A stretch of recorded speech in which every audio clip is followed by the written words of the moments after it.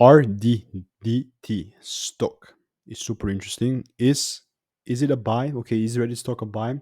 Watch this 1 minute video till the end because I'm also covering my Reddit stock analysis and price predictions. So watch this 1 minute video till the end. We're sitting at 67. Actually, no, it was not 67, but like we're $50. Post market is exact 50.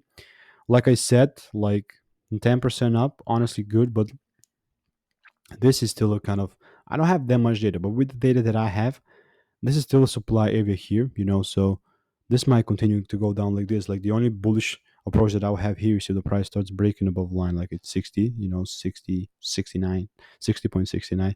And it's going to look something like this, and I'm going to look for some upside deliveries. But because I want to really determine a trend, this is not really a bullish trend here, just a hype.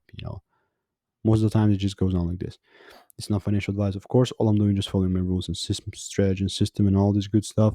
Soar. For a lot more value and resources, check out the first link in the description. This is only for entertainment purposes, and I'll see you in the next video. See you.